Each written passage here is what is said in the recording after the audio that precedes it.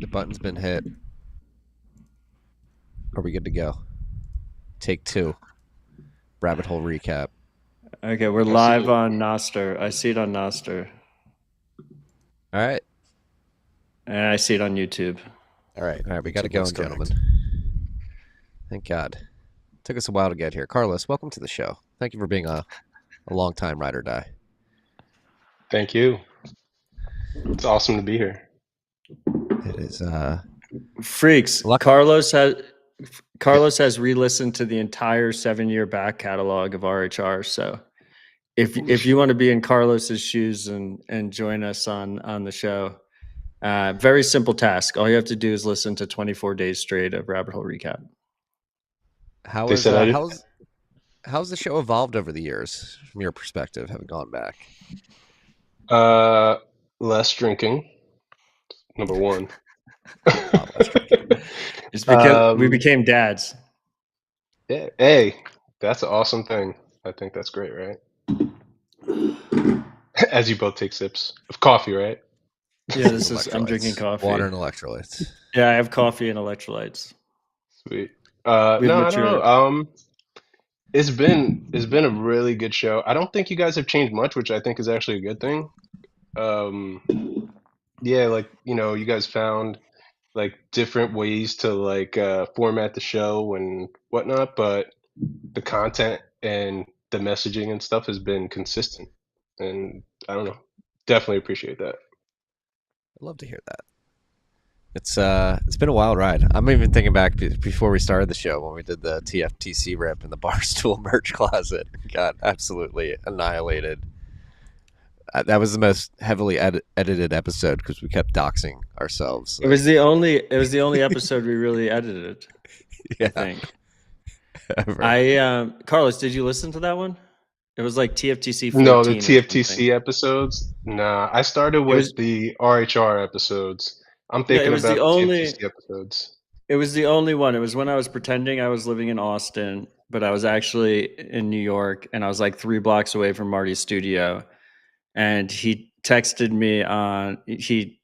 me on Twitter, and I said I was in town, and he seduced me onto the show, and I showed up with a Macallan, a bottle of Macallan 15, Macallan 12.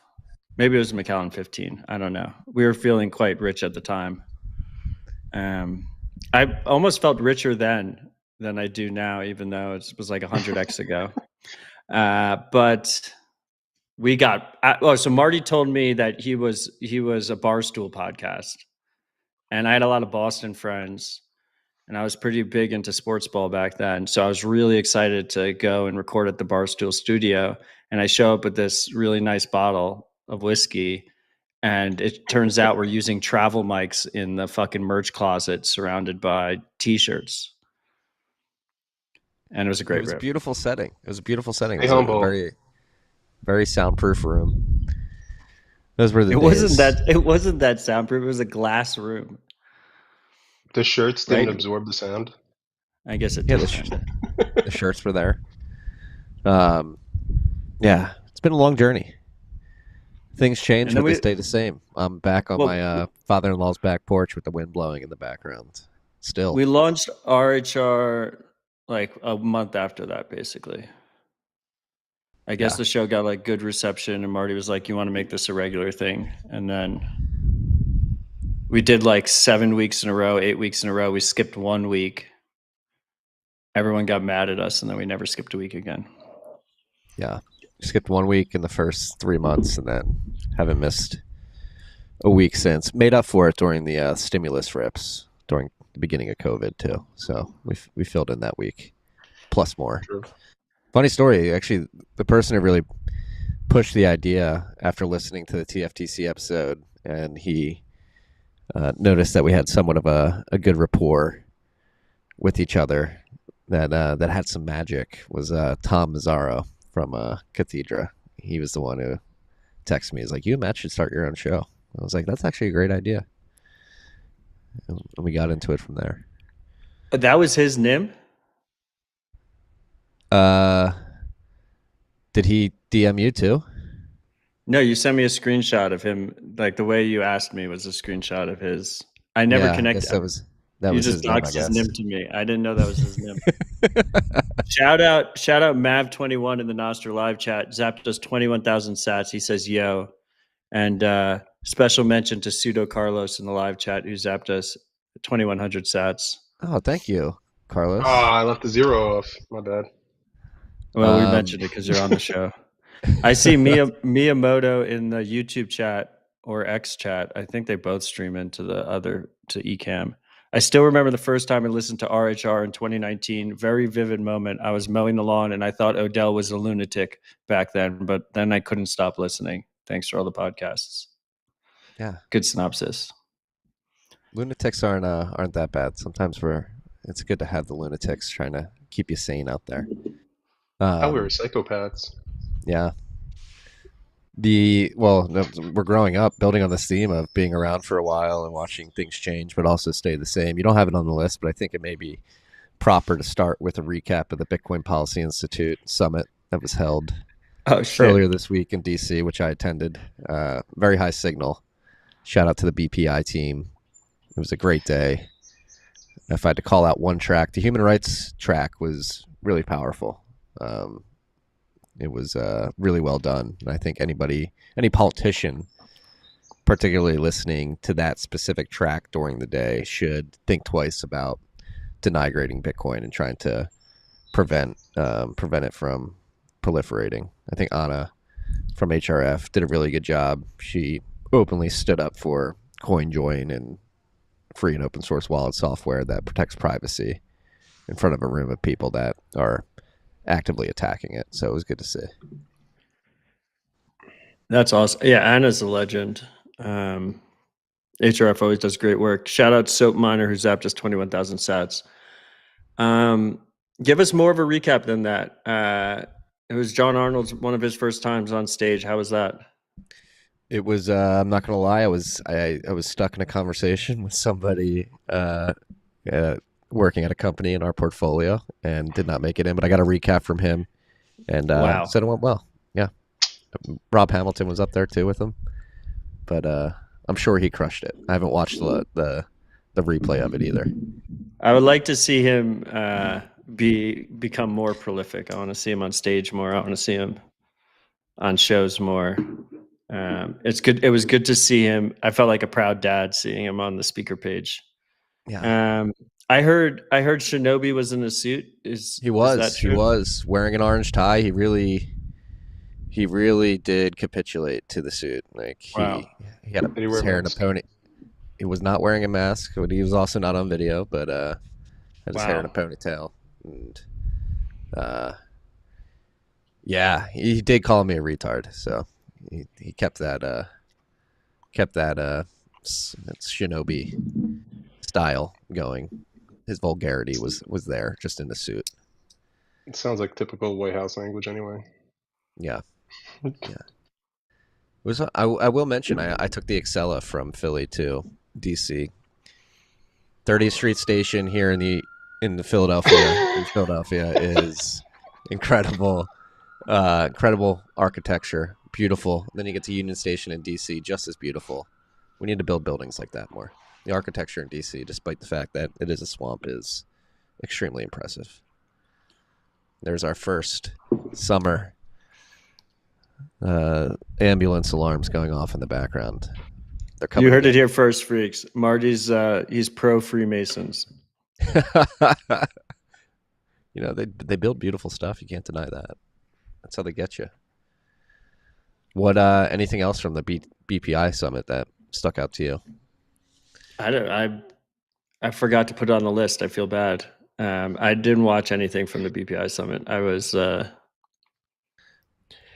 busy over here, which is why I couldn't make it. Yeah. Co-founder of BPI, folks.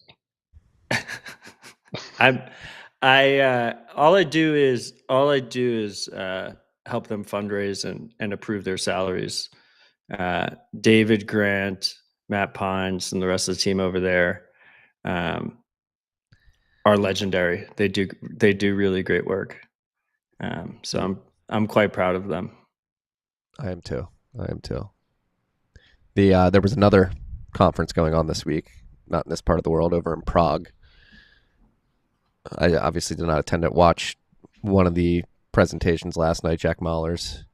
Incredibly inspirational. You have it on the list. Do a recap. What was your take from what you saw over in Prague?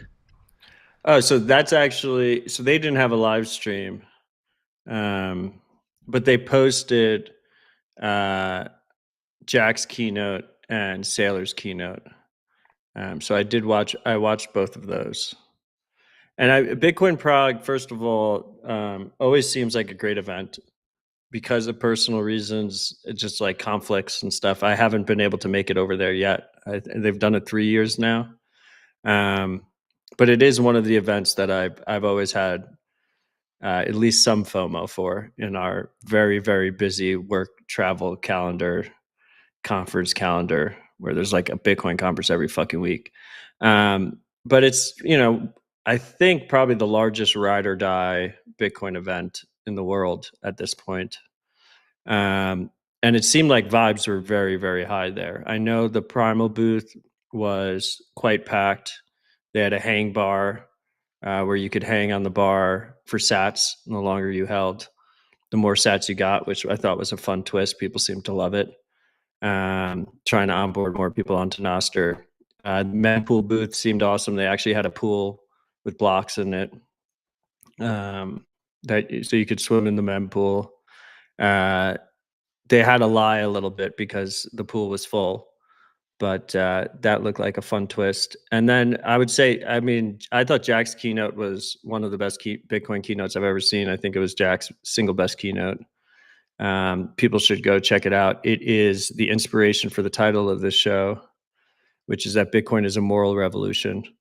And I think he really channeled a lot of the energy and passion that we see from Bitcoiners that are our age, the young Bitcoiners that, well, I guess we're getting kind of old now, but that got into Bitcoin on the younger side, and we're feeling very disillusioned and disenfranchised, and there was a lack of hope, and Bitcoin gives us that hope, and that's why we're focused on it. And I thought he really channeled it really well. He clearly had inspiration from WTF happened in 1971 and Gigi. He shouted out Gigi. But everyone should go give a listen to that. I put a link for his keynote in the show notes. And then, what seems, at least based on YouTube metrics, what seems to be the most popular keynote was Saylor's keynote, where he clearly put into ChatGPT, write a keynote that just says 21 a lot of times. But he called for $21 million Bitcoin in 21 years, raising at a 21% CAGR with 21 volatility. And yeah, I don't know. Most people will probably watch that as well. It was fine. He basically told people to, at one point he was like, ask your friends and family for a loan to buy Bitcoin. Like, don't do that. I wouldn't. I wouldn't suggest doing that. You have to stay humble enough so that you don't get wrecked in the meantime, because Bitcoin tends to take the hardest path. It's a long game. Don't get too greedy out there. Yeah, I really want to dive into Jack's speech too, because like you mentioned, he really channeled the angst of the millennials, which our generation has been derided for being lazy and not being able to figure it out. He touched on it in the presentation, like family formation is being pushed into later years. Initial purchase of a house for that family is being pushed back. People are staying in their parents' house longer than ever. Deaths of despair are up, and I think I tweeted this out. And we're going to talk about this later, but I think a lot of what's going on with the New York mayoral election right now, we just had the primary this week with the overt socialist Zoran Mamdani getting elected, and I think a lot of what happened in New York this week is just like a misplaced outgrowth of people not recognizing what the core of the problem is. I think it's the rich. I think it's all that. It's the money. I put that at the end of the list, but if we can talk about it now, since it seems, I mean, both of us were former New Yorkers. If Carlos remembers from the early episodes, I was a New York maximalist before I was a Bitcoin maximalist. So it seems extra relevant for us to talk about.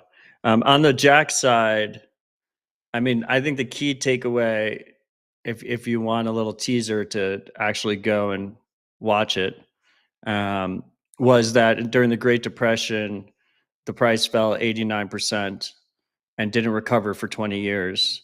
But that was measured in gold. But so people say like we haven't had the Great Depression again, but if you measure stock market performance in gold, we had the same drawdown from 2000 to 2011. And so the basic idea and the basic premise, you should go listen to the whole thing, is that we're living through a Great Depression silently, and people are being tricked into thinking we're not, because the stock market keeps going up because it's measured in dollars, which are just getting fucking printed and devalued.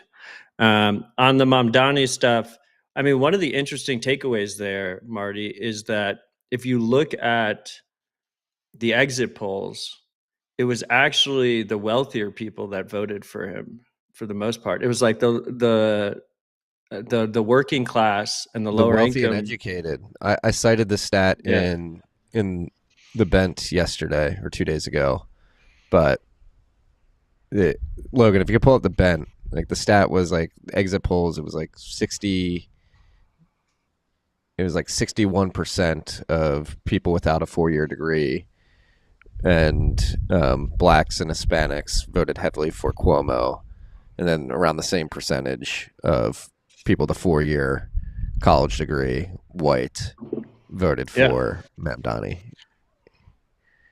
That's interesting. So it's because when you first see the takeaway, you think it's like a revolt from the working class, but that wasn't the actual case. It was actually the opposite.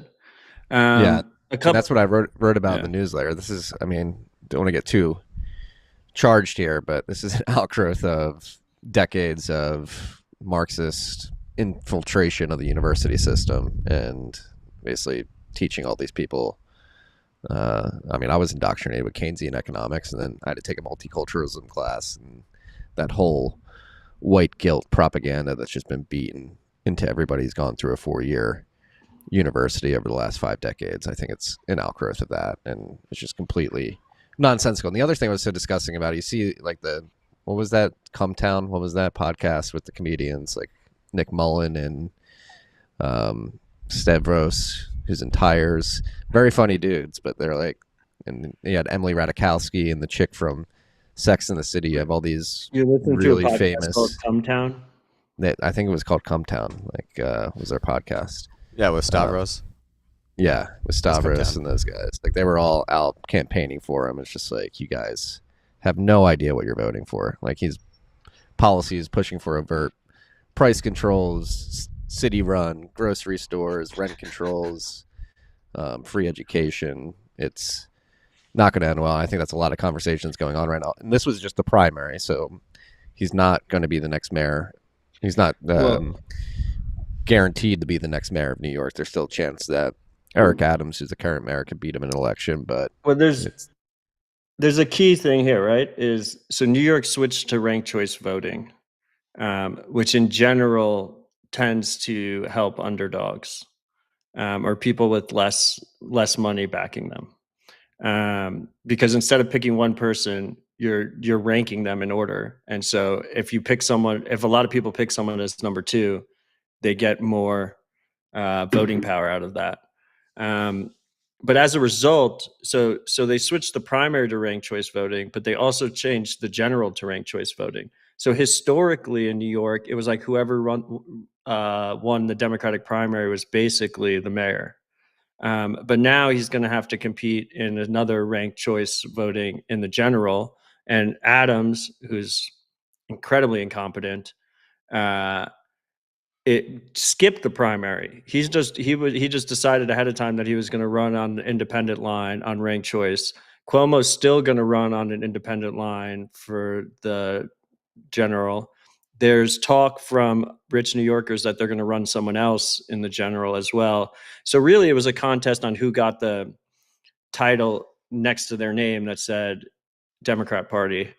But so we'll see how that plays out. But I mean, look, shout out us, I would say, because the writing on the wall here has been there for a while. This has been a trend in New York. You know, you have these aspects where people get shocked into surprise. You know, certain things. I think COVID was one of them in 2020, the response to COVID. But if you look at the last three mayors, what was it? It was de Blasio, Adams, and now whoever gets chosen this time. I think things in New York are going to get worse before they get better. And I think anyone who can afford to move should move. And the single best vote we have in the US is moving within the US and jurisdictional arbitrage. That's an effective vote for your family. And I say that as someone who respects the fact that some people can't afford to move. I get it. That sucks. Some other people are tied down because of family, but I would say that, you know, we were tied down to family who didn't want to leave New York, and we just said, fuck it. It is what it is. It sucked. But I think I'm proud of my family for making that choice, because, you know, I think New York will get better eventually, but it could take decades. And life is too short to try and wait that out. Yeah, you could have a reversion to 1970s New York City. Carlos, do you have any thoughts on this? I mean, I think you guys definitely New York refugees, right? Bitcoiners. I want to say like localhost just popped up right in like San Francisco. Did that spawn from New York Bitcoiners who just bounced and went over there? Yeah, I think so. Specifically, the creator of BitDevs. Exactly. The creator of the original BitDevs in originally New York City bounced. Yeah, I mean, we had the strongest Bitcoin community, one of the strongest Bitcoin communities in the world in New York. And then a lot of us left for Austin and Nashville. I guess some left for SF. My New York pride will still say that, like, the only people that New Yorkers can shit on are Californians. So they still got that going for them. But no, and I think I tweeted this out the other day, and I think it's something that people shouldn't take lightly. Like, props where props are due to the Mamdani campaign. Like, the social media team for them was top notch. Like, they literally just use the algo to sort of drive attention and drive people to the polls. And I think people who care about conservative values should take note. Like, you have to enter the meme warfare and like reach the aesthetic and use the tools, and unfortunately hack the algos to get your message out there too. No, it's like if Bernie Sanders was 50 years old and had a TikTok game. It's like kind of what we're seeing right now. Yeah. Well, he's younger than me. He's 33. Yeah. The Bernie? Logan. Yeah. No. Yeah. Logan, pull up the screenshot. Too many seed oils. It's really aged him. Like, this really ties into just the whole conversation, not only the New York mayoral election, but Jack's presentation in Prague earlier this week. Is an email from Peter Thiel to Mark Zuckerberg, Nick Clegg, Antonio Lucio, Sheryl Sandberg, and Mark Andreessen regarding millennials that was sent in early 2020, right before COVID. There are many themes that can be developed more here. Let me take a few quick points for now. Nick, I certainly would not suggest that our policy should be to embrace millennial attitudes unreflectively. I would be the last person to advocate for socialism. But when 70% of millennials say they are pro-socialist, we need to do better than simply dismiss them by saying that they are stupid or entitled or brainwashed. We should try and understand why. And from the perspective of a broken generational compact, there seems to be a pretty straightforward answer to me, namely that when one has too much student debt, or if housing is too unaffordable, then one will have negative capital for a long time and or find it very hard to start accumulating capital in the form of real estate. And if one has no stake in the capitalist system, then one may well turn against it. And I think this was just screaming, like, if you care about defeating the socialist undertones that are growing in the United States and have been growing for many decades, you should be vehemently supporting Bitcoin. This is like very aligned with what Jack was saying in Prague, like considering how the deck is stacked against millennials, specifically when it comes to real estate prices, all the student debt that they're laden with. Like, you need a way out, and like Bitcoin, despite the fact that it's at 105, 106,000, wherever it is today, still has incredible upside and is accessible to anybody. You can stay humble, stack sats, buy $20 a week, and that will be a good way to get out of your debt situation in the long run, and hopefully create positive capital for yourself. And so, to all the millennials out there, obviously, if you're listening to the show, you're probably already in Bitcoin, but I think we need to begin extending olive branches to people that have recognized this problem as well as we have, and say, hey, you need to begin really supporting Bitcoin. And it's funny that that's coming from Peter Thiel, who has notoriously flip-flopped on his Bitcoin position over the years.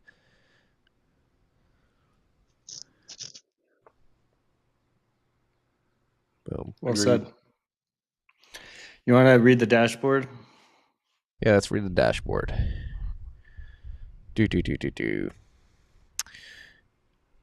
And we'll jump around the list too, because I think the dashboard will segue us into one of the topics. Fuck me for structuring our list. On the list, I was wrong. Bitcoin price is currently on 107,460 bucks. One buck's going to get you 931 sats, sitting at a $2.14 trillion market cap. We are currently at block height 902,962, which means we are 206 blocks away from the next difficulty adjustment, which is looking like a negative 7.7 difficulty adjustment. Blocks have been coming in at 10 minutes and 50 seconds on average since the last retarget. There are currently 18,455 transactions in Clark's mempool. If we go over to mempool.space, they have 18,461. So the mempools on mempool.space and Clark's dashboard are aligned this week.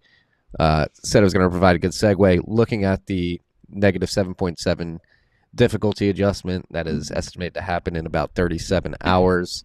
There's been a lot of discussion, particularly since last Friday night when the U.S. decided to bomb Iran's nuclear enrichment sites, that the Iranians were mining Bitcoin at these sites, and the bombs took out their mining operations that were underground. And I think it's an important topic to touch on. A lot of people were running with that narrative. And I will just say two things. We bombed nuclear enrichment sites. They're not power plants. If you're going to run a mining operation, you sort of want it connected to a power plant. I don't see why you would co-locate a mining operation with nuclear enrichment sites. And the second part is there has been a massive heat wave here in the United States. And you can look at the data in ERCOT and TVA. I know many people in the TVA, ourselves included, have been participating in demand response this week. So I would say the weather has more to do with the fall in hash rate than the bombing of Iran. Yeah, I mean, the weather in the U.S. Yeah, where we have heavy demand response relationships where the utilities basically ask miners to shut off. They pay the miners very good prices to do it, and then that power gets diverted to people who need to use air conditioning, basically, is the major demand during a heat wave. Yeah, I mean, I think that seems obvious to me that was the cause. The better argument on the Iran side, by the way, is that they did cut the internet. Like, the Iranian government cut the internet, rather than it being like co-located with their nuke bunkers. But all that said, it is retarded to think that it was the bombings that caused the drop in hash rate. Now, I will say that it was another realization of how early we are.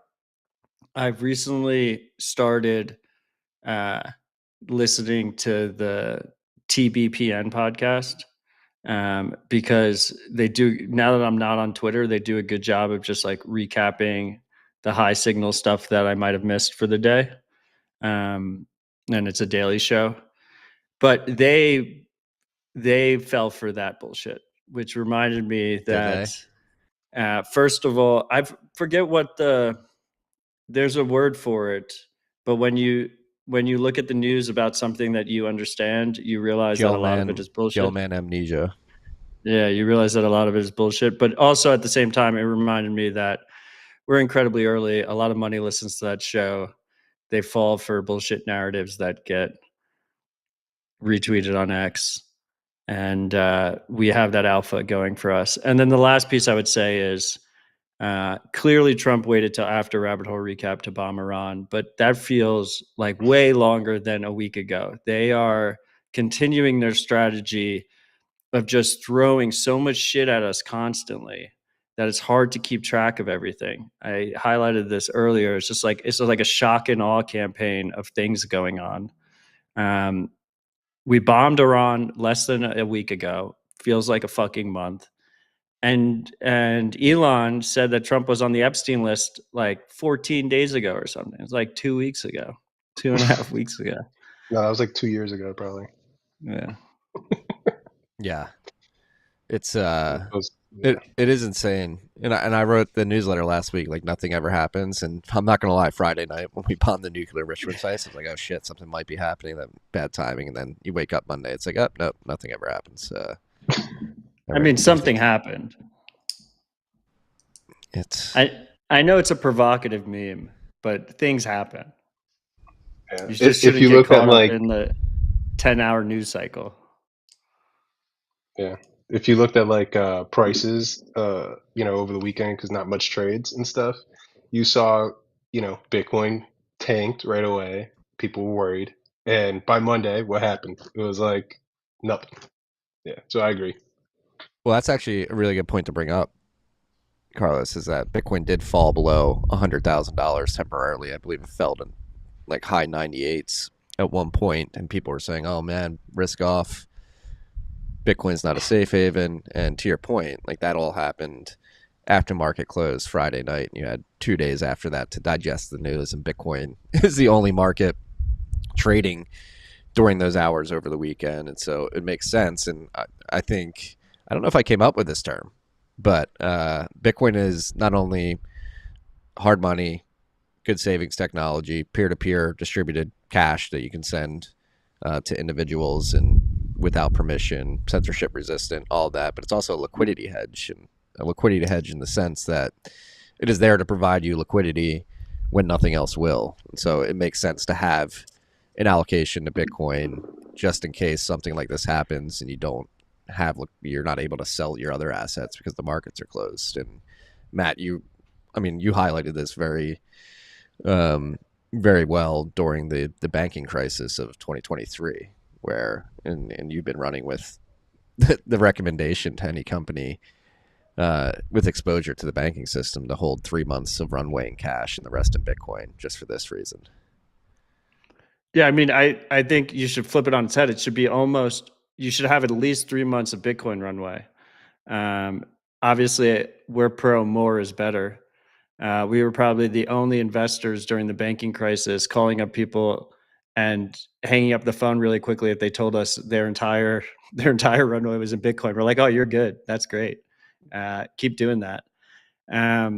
But I mean, I like to think of Bitcoin as a macro thermometer, and we're starting to see it. We're starting to see it mature into this role. It's the only free market in the world, and it trades 24/7, 365. So as a result, it really does take the temperature of where people are and how people are thinking about the next week, the next 2 weeks, the next 6 months, which is fascinating to watch. And by the way, that reminds me, there was another bullshit narrative that the reason we dropped was because the Iranians were selling Bitcoin to like buy supplies and shit. Doubtful that had a big impact. It was more likely large capital allocators, as Marty said, hedging themselves in a tight liquidity environment. Yeah. And if you're buying that dip, I bought the dip a little bit over the weekend. I saw it going down. You're up 8% already on those buys. It's great. Yeah, I mean, you can't buy dips when you're all in. So just riding the waves. Next up on the list, this was pretty big, announced during the BPI conference. The FHSA, which is the Federal Housing Financial Authority, FHFA. Don't know the exact. Federal Housing Authority.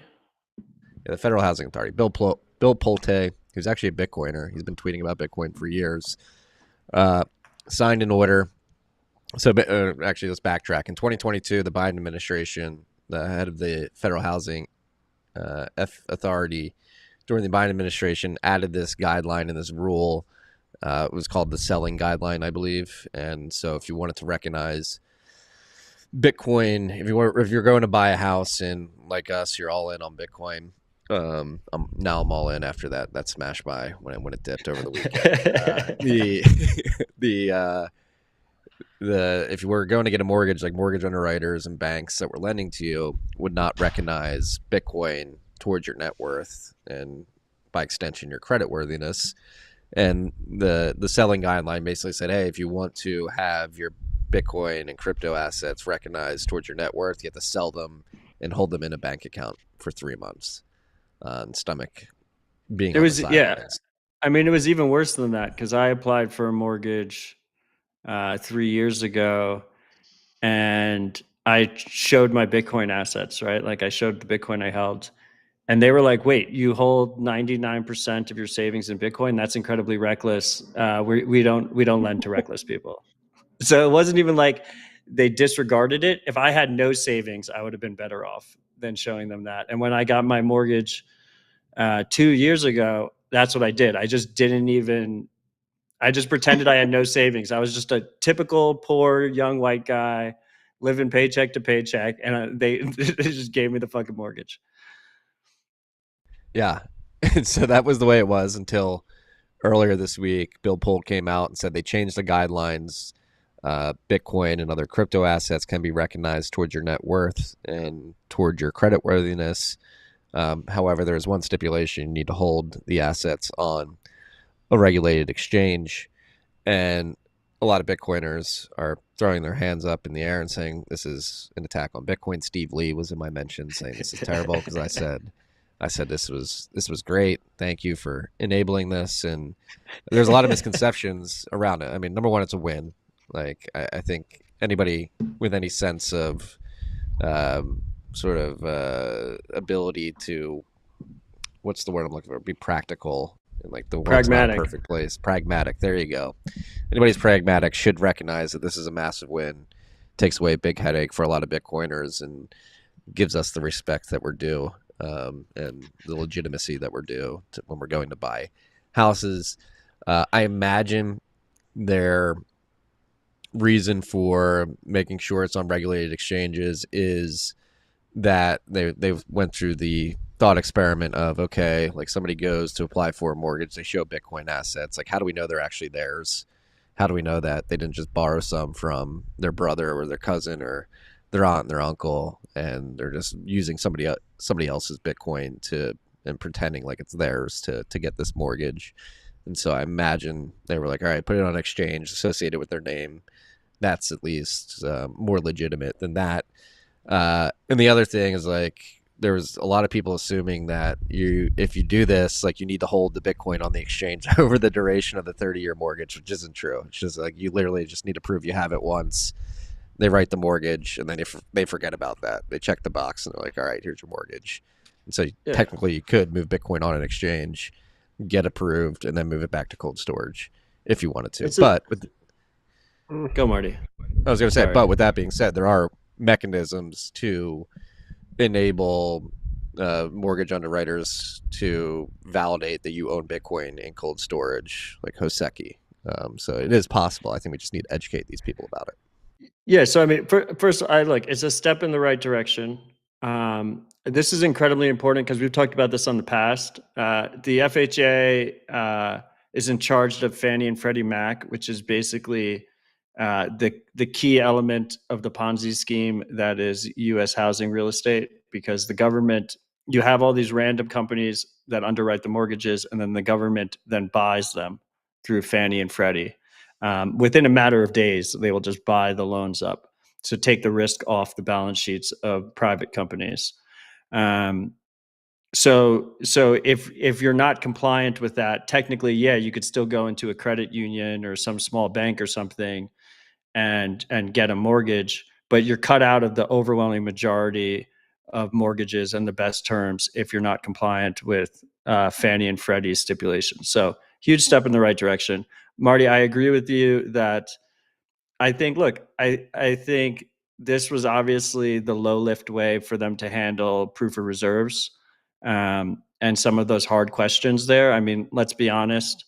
There's probably a major education disconnect on how you can prove assets on Bitcoin. But I do agree with you. I mean, Hoseki has been way ahead of the curve on this one. And it's interesting, right? Because Bitcoiners always think of overcomplicated schemes. I saw people calling for like decentralized proofs and stuff like that.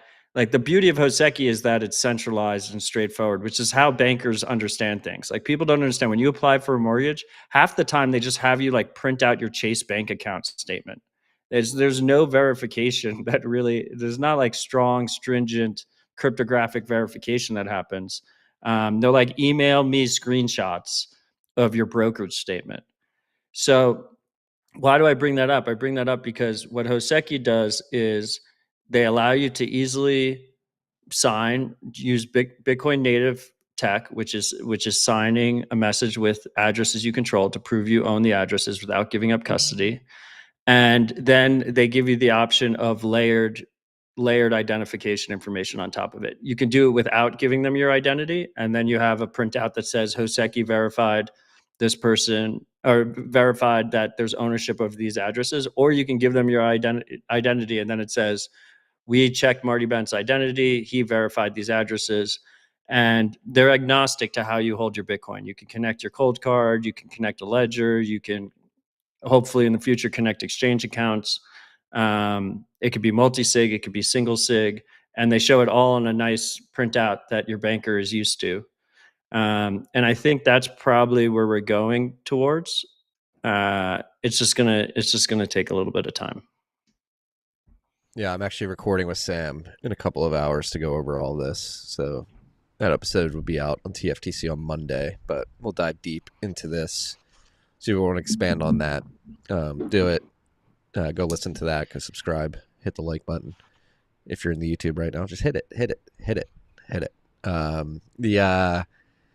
other thing I want to mention, like there are like Steve Lee was pushing back on me on Twitter. I didn't respond to him. Steve, sorry, I was a little busy yesterday, but I threw out there like Unchained. They have money service. They have money transmitter licenses. They're regulated, and they provide a collaborative custody model, so you can still have full control over your Bitcoin with a regulated financial services firm in Unchained.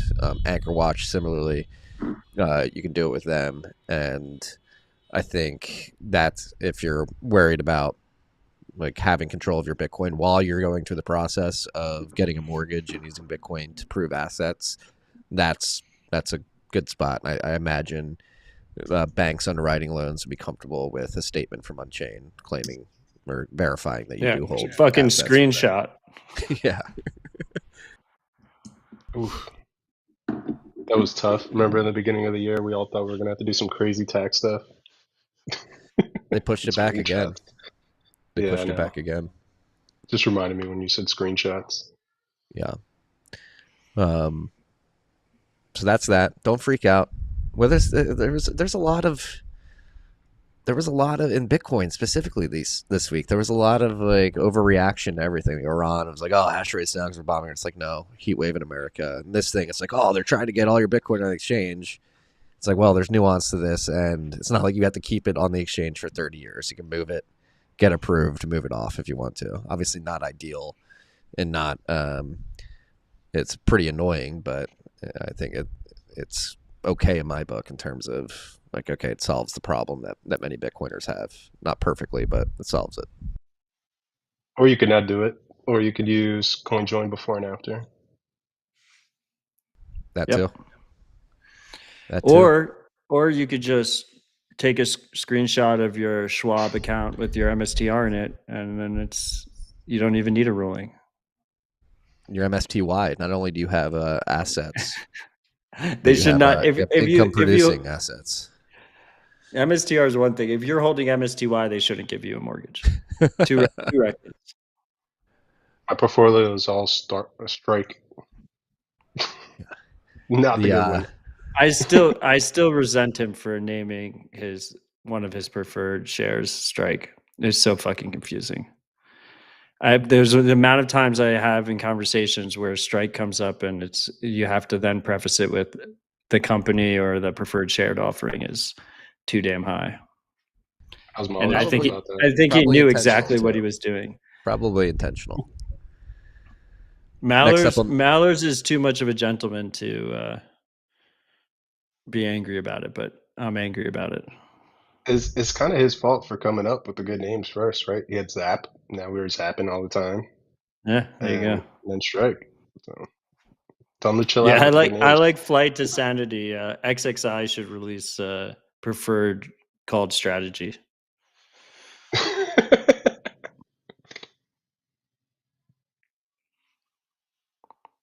Forgot I was on mute there. Next up on the list, we have the OpenSats section of the show. I'll pass it to you. OpenSats funds dev education. What's going on? We're funding dev education. Title says it all. Look, I mean, I think the controversy that's had surrounded core and concerns over a small group of people controlling Bitcoin development should highlight the importance of this for people. It's something that we've diagnosed at OpenSats years ago. But how do you solve that? How do you solve the concern that there's a small group of people involved with Bitcoin protocol development and broader Bitcoin development? Well, you solve that by adding more people and training more people. So OpenSats, we have an education initiative that's very focused on trying to improve the situation and bring in new young devs into the space and make sure they have the training that they need and have access to Bitcoiners that have been around for a while and know the ropes. And the cool part is, OpenSats is global. So one of the ones that I'm most excited about is we're funding an initiative to focus on Lightning developers in Africa and bringing up more developers from those regions. But yeah, as with everything at OpenSats, we post all of our grants on the website, opensats.org/blog, including this one. I think most people that are critical of OpenSats do not actually read those posts, but they're there for everyone. And also all of our board meeting notes are published as well. We try and be one of the most transparent charities in the world, operating on a full Bitcoin standard. You'll love to see it. You'll love to see it. People need education. They need to learn how to develop. Vibe coding tools is getting better. It's never been easier to learn how to code. It's great. Marty, the developer. Hey, watch out, devs. I'm gonna come take your job. I was talking to Gladstein at the BPI event. We spent a lot of time together, and like how they're leaning into AI and dev education, all this as well is like really exciting. And I think, forgive me for forgetting his name, but the former Alex opposition. No, Navalny? No, the Venezuelan. He's been working closely with the Human Rights Foundation. He gave a presentation at BPI. Aleppo, not Aleppo. That's the city in Syria. It wasn't Leopoldo, Thor, right? Leopoldo. Oh, yeah, Leo. Yeah. Leo. Yeah, he gave a great presentation, and you would have loved it. You got to go watch it if you haven't. Like, he's really leaning into Bitcoin, Nostr, AI, and distributed groups of grassroots organizations. Who do you think spent hours with him talking about Nostr? Me and Leo are good friends. Yeah, he was very impressive. Shout out to everybody. I saw Mauricio Di Bartolomeo, who I haven't seen from Lenin in a while. Like, there's incredibly inspirational people in the Bitcoin space. How many people do you think were there? At the conference itself, definitely over 1,000. Wow. It was a pretty big. How many people did you see not in suits? 0. Everybody was. I mean, I technically wore slacks and a jacket and a tie, so not a suit. It counts. Yeah. Everybody was in suits. Not everybody was wearing ties, but everybody was dressed up. Wallet of Satoshi. Long derided for being a custodial Lightning wallet, and many people have been beating the drum. Offer non-custodial option. They're getting closer to that. They're using Spark SDK for their self-custody wallet, and they've been demoing it on the internet. And Matt, they're using BIP 177 as their standard. They aren't. It's optional in settings. And I want to be clear here. There's a vocal minority in the Bitcoin community that is very excited for an optional different symbol for sats. I do not see sats being replaced. But if you want to put the Bitcoin logo in front of it, I think there's worse symbols. I will point out that the kebab is a horrible symbol for sats. And I think eventually what will happen is, I forget who was posting it on Nostr a couple of weeks ago, but back before they completely destroyed our money, cents were the standard. Most things at restaurants were priced in cents. And what you saw actually was a lot of menus didn't have the unit. It was just like, you want a coffee? It's 20. And everyone just knew it was 20 cents because obviously it wasn't $20. And I think that's probably where we'll end up eventually with sats. You owe me 10. Like, how much do I owe you? And people just know that it's sats because that's the money that everyone's using.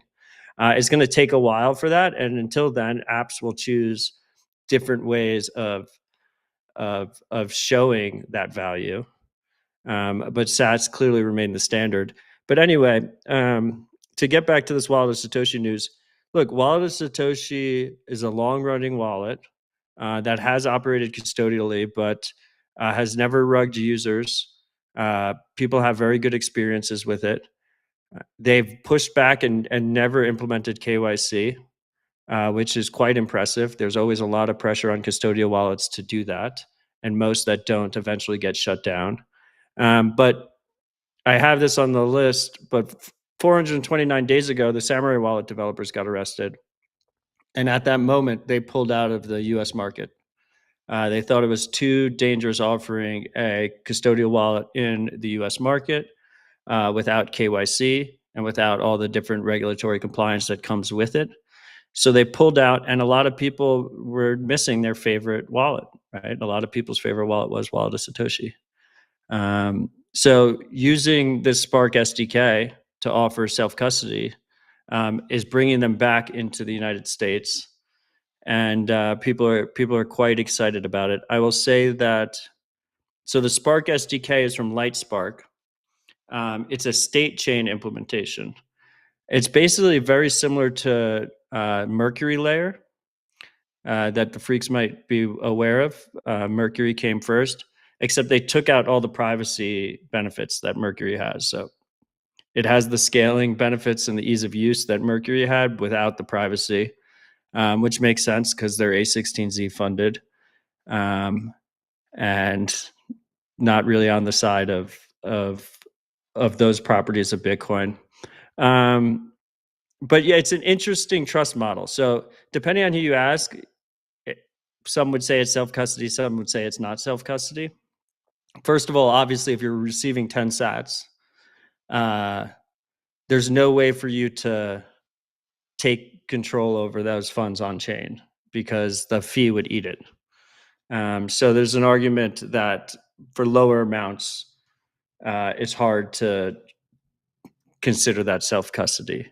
The second piece is the way these state chains work is the state chain operator can rug you if they are a party in your transaction. And the way you can kind of think about it is if a state chain operator is benevolent and good, there's no way for them to steal money. But if they're actively trying to steal people's money and participate in the swaps, they can steal money in that situation. But I think the key here is we're going to start seeing more and more of this, which is not really a technical, it's self-custody enough to be regulatory compliant under the law and not be considered a custodial wallet. So people will be arguing different things at each other. On the technical side, people will argue that it's not true self-custody. And then on the regulatory side, people will be arguing that it is self-custody. And anyone operating these things are never going to outwardly say that it isn't self-custody, because that would put them in regulatory hot water. So, I mean, I think it's worth saying that part out loud, because Bitcoin Twitter likes fighting about things, and this will probably become more and more of a fight if it becomes popular. But in the meantime, it's a relatively easy way, relatively secure way for people to use Bitcoin, particularly in the beginning. And ideally, they should graduate to on-chain self-custody, their own Lightning channels at some point in the future. And what I would like to see is kind of the model that Zeus implemented with Cashu, where you start with Cashu and then you migrate to proper self-custody. There's no reason you couldn't do that with Spark as well, which has a strictly better trust model than Cashu, which is just a single custodian. So that's how I'm thinking about it, but it's pretty cool to see Wallet of Satoshi in beta in the United States. I look forward to playing around with it. And I will say that at Primal, we wanted to get a minimal viable product out there. So we had the Strike, a Strike powered custodial wallet in there that has basically the most minimal KYC we thought we could implement with while still being regulatory compliant. I would say that Spark is an interesting choice here that could find its way into Primal.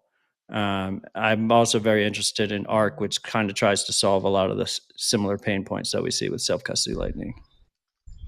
Yeah, I mean, shout out to Lightspark for building Spark. I mean, they've been getting they've been pointed at as the suits in the room, heavily funded by A16Z and incumbent Silicon Valley venture capitalist. David Marcus came from Facebook. Everybody was a bit apprehensive. Hardcore Bitcoiners were, not everybody, but many people were skeptical. And I think Spark has proven to be a really cool implementation of state chains that many people are adopting, and it's happening. A workable implementation, one that works at scale, or we'll see if it's at scale. But you mentioned Cash. You didn't have it on the list. Logan, pull it up. I think it's important that we talk about this too. The Nut 24. What are they calling it? Nips? Are they nips on? They're nuts. Cash? They're nuts. The nuts. Nut 24 spec has been finished, which is HTTP 402 payment required.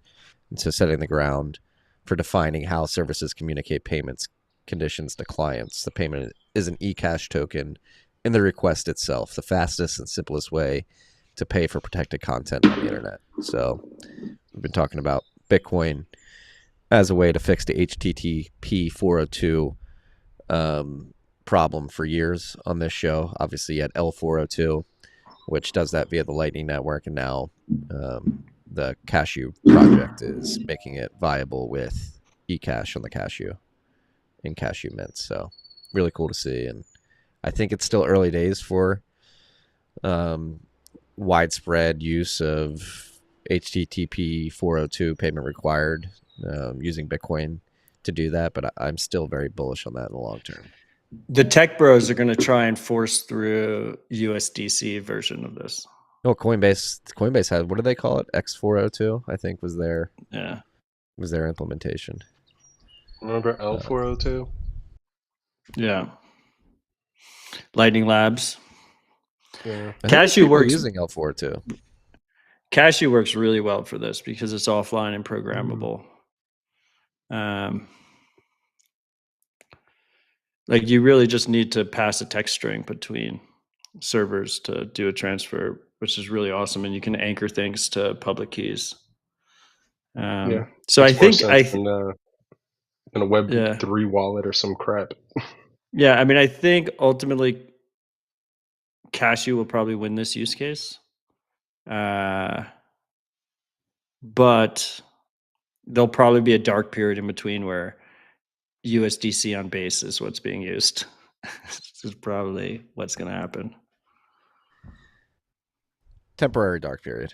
The open systems will win out in the long run. I mean, what's the valuation of Circle right now? Let's look it up. Let me look it up. They have so much Wow. money to just buy people off. I think it's Kathy something Wood to was do dumping with Circle. something to do with my VPN, but Google just always returns results in Spanish now, which makes Is your VPN pointed at Madrid? No, I usually just use US or Canada, depending on the situation.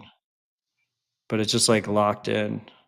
I mean, I don't want to fix it because it's like I feel like I'm pulling a fast one on them, but now Google's completely unusable for me. Or you can learn Spanish. $51.8 billion market cap. That's insane. Fucking retarded. It doesn't make any sense. Yeah. Say that again? $51.8 billion market cap Circle has. I mean, when you hear the tech bros talk about it, they pretend Tether doesn't even exist. I know it's there. I would not be surprised if there's some like behind the scenes communication going on. Like they're trying to force Circle. Did you listen to All In last week? Jason Calacanis. He had of course he did, but like he had this whole like look at Circle, incredible IPO, like it's back on. And Sachs came and was like, Sachs was actually the one coming in like, well, you know, Tether is like the biggest one in the world, and Calacanis was like, well, they were manipulating Bitcoin, and he like brought up Bitfinex. He was like, they were propping up Bitcoin. So the freaks that know, Bitfinex told us all to sell our Bitcoin at $800 because Tether was propping up the Bitcoin market and was going to crash the price of Bitcoin. So just shout out to all of us who didn't listen to Bitfinex. And then he had the week. And now Bitfinex is owned by Tether. Oh no, I'm talking about the account Bitfinex. Okay. With the D. Oh yeah, loser. And it's because Tether was intimately involved with Bitfinex all the way from the beginning, so that's why his name was that. Yeah. But he even brought up like the quarterly attestation that Tether does, and he was like, they're not using a good accounting firm, and like I can't believe we have to keep saying this. Like the accounting firms won't work with them. Like they're doing the best they can to get fully audited, and people won't work with them. So, but David Sachs brought that up. He was like, they're going to. That's the question, though, is does the Genius Act sort of kneecap them in terms of forcing KYC on users that don't have personal, like they don't have like licenses or I think ID what they'll card. do is they'll have like a separate US entity. Yeah, because they have one in El Salvador, right? Yeah, they're based globally. They're based in El Salvador, but I think they'll probably have a separate U.S. entity that goes by different rules, and then handle swaps in between somehow. But I mean, even if you look at something like Strike, right? Strike has multiple entities depending on where they're operating. It's just how you have to deal with the regulatory environment right now if you want to offer the best service possible to the largest amount of users globally. Yeah. The stablecoin wars go on. Silicon Valley, big tech, pushing Circle. I do not trust Jeremy Allaire at all. I told you guys when I was in Abu Dhabi, I saw him in the new Binance CEO like give a speech together, and it was disgusting. Do not support Circle, especially not Circle on base.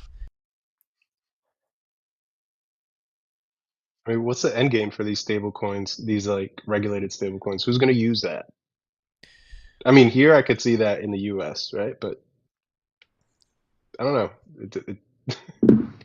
I mean, the end game is nobody uses them because they're one-to-one representations of dollars, which are being continuously debased. Like, It's so funny that Silicon Valley, like, there was another, the Brad Gurley. Brad Gurley? Is it Brad Gurley? I think it's Brad Gurley. Bill Gurley. Excuse me. Bill Gurley, Brad Gessler, I think his name is. They do a podcast, and they had the two co-founders of Cashu, which is a big tech-focused hedge fund, on. They were talking about Bitcoin and crypto, and they're all fascinated with stablecoins, like stablecoins, and that whole crew is just going to completely miss the adoption wave of Bitcoin in favor of stablecoins, which Good. we've said it for years. Like, stablecoins are this transitionary technology that will likely go to the wayside when we're in a Bitcoin standard. Well, I mean, I will say that, I think Tether is obviously thinking about it the right way. They have in their treasury, which is not included in their reserves, it's in addition to their reserves, they have over 100,000 Bitcoin. So clearly they're just milking as much profit as possible out of this thing and stacking sats and gold with it. I forget exactly how much gold, but they have a ton of gold, ton of hat. I heard the live chat. But the Genius Act, another piece of the Genius Act that is interesting that they mentioned at all in, is the way Tether makes all their money, or the majority of their money, the overwhelming majority of their money, is harvesting the interest rate on the treasuries that they hold that are the reserve for the whole system. And they don't pass that back on to users. And I think there's one way of looking at it, which is, first of all, they provide a lot of utility to users who demand dollars that can't get dollars otherwise, and probably don't even have to offer them yield for them to use it. I mean, they haven't been giving it to them, and they're still using it. But the Genius Act, it's interesting, to be a quote unquote regulatory compliant stablecoin, you're not allowed to pass the interest on to the users. And on All In, they speculated that it was because the bank lobby didn't want the competition, which is a little bit retarded because most bank accounts give you basically no interest anyway.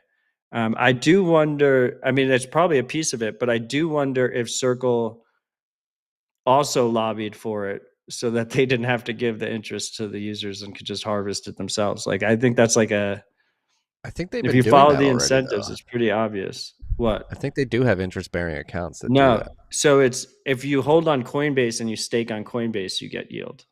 That's what it is. Well, that's actually interesting too. Percentage of that, Like, right? what was that? Yeah, Coinbase makes the majority of money in the scheme.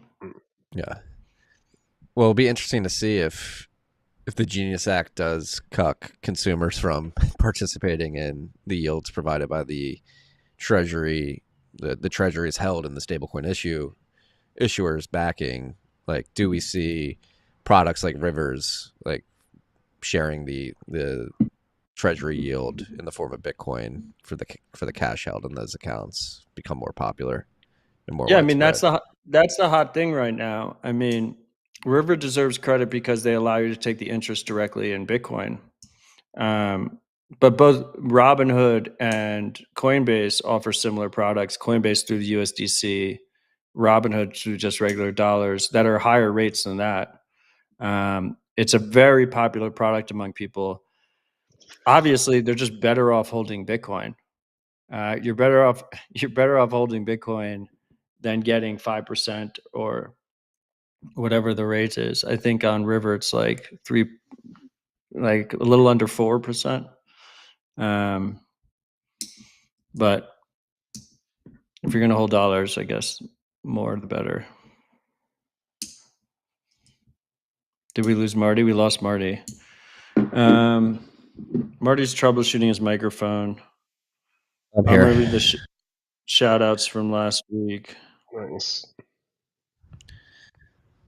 Shout outs from last week. Rabbit Hole Recap 362. Bitcoin cold storage is a must.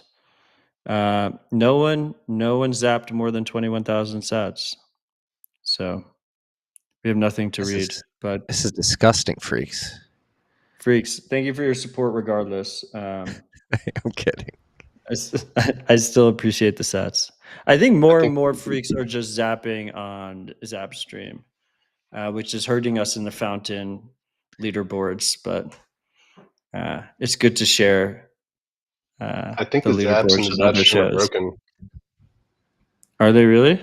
They look. I We don't haven't know. gotten zapped Somebody in a should while. try it. Yeah, you're right. They might be broken. Somebody try I think it. it's only broken for zaps over 40,000 sats, but I'm not sure. Someone should test that. You mean under? No, I was trying to get someone to zap more than 40K. Maybe under, I don't know. Yeah, I don't know. Yeah. What else All do we right, have on the next up. list here? Next up on the Go. list, Primal Studio has finally launched. It is beautiful. Have you played It around with it is- yet? I have, yes. What is the score? That's what I'm curious of. What is this score that I'm seeing? So, first off, Logan, can you pull up the second link I have on this story? So I put this feature in directly for Marty. You can see how many zaps you've received over a certain time period and how many zaps you've sent. And then you have your zap delta. So I've received 47,500 zaps, totaling 14.6 million sats. And I've sent out 33,000 zaps, totaling over 20 million sats. My delta is 5.7 million sats. It's the single most expensive free app I've ever used in my life. That's like $6,000 in today's prices. But yeah, so Primal Studio, the idea is let's make a first class publishing tool that competes with the big guys, right? Meta, X, TikTok, Substack, where you get analytics, where you get team tools. One of the big ones is you don't want to share your private key with the intern that manage social media, so they can draft short form and long form posts and then submit it to you for edit and approval.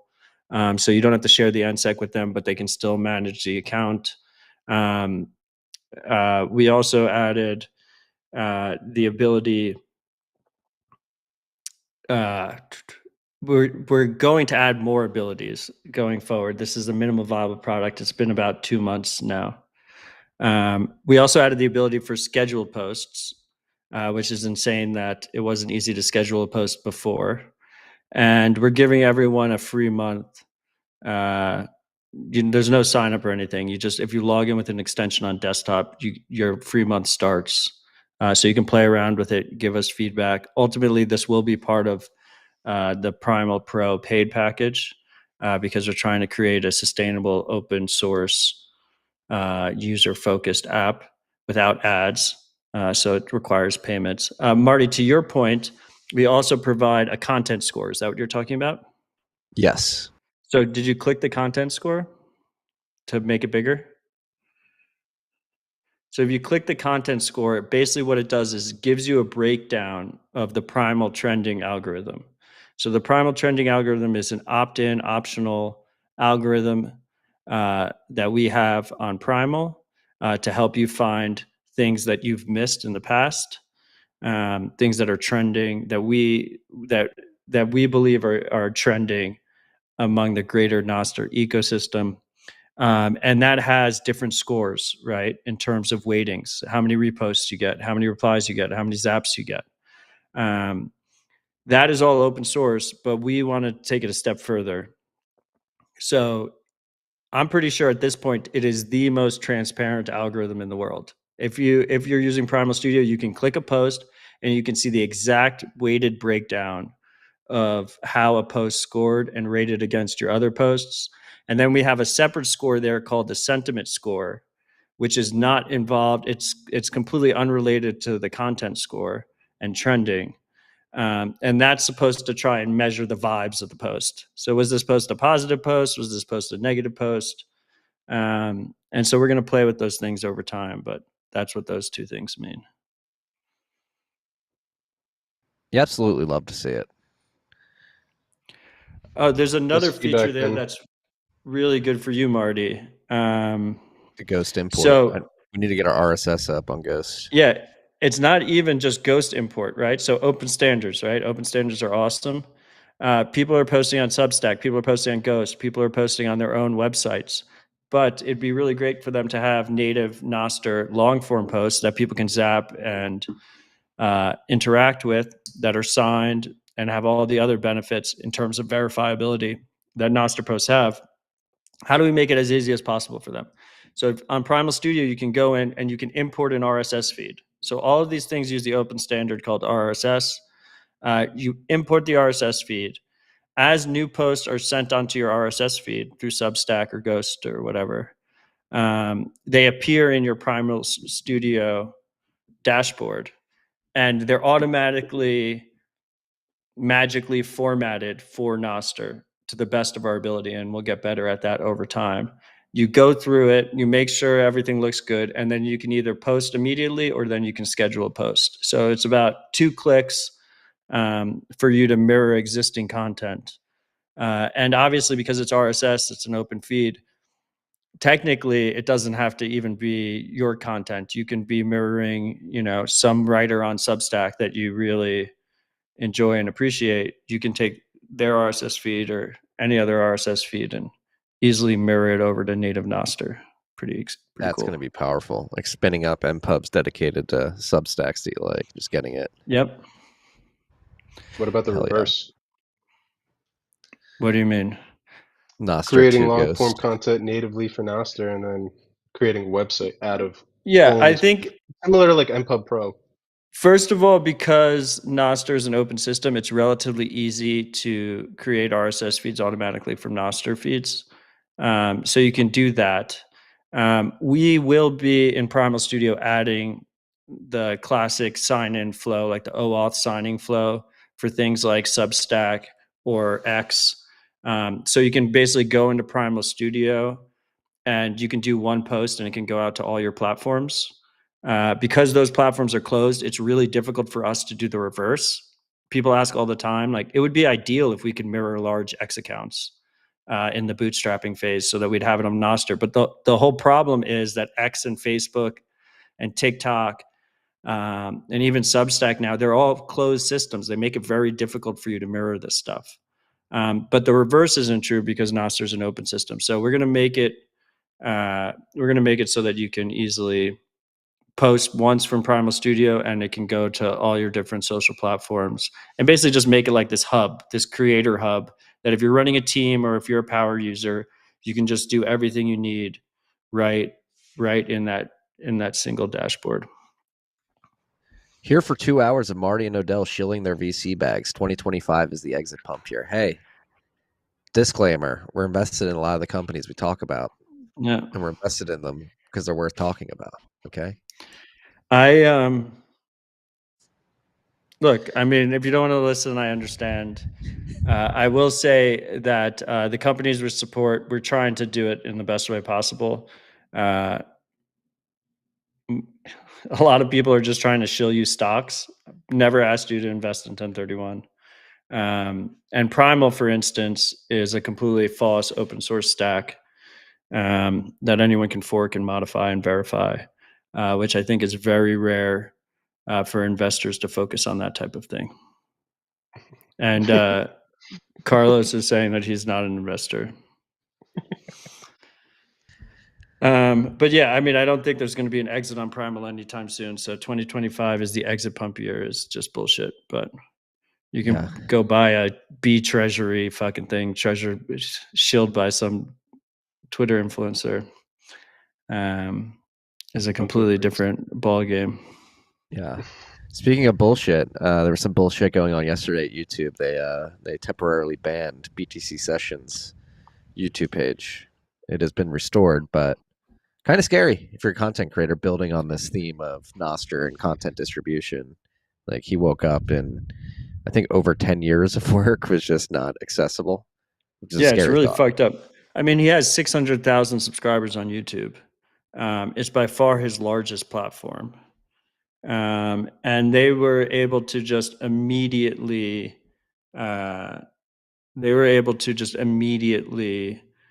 just cut him off at the knees. And you have to imagine that this is, one of the largest portions of cash flow for his family as well.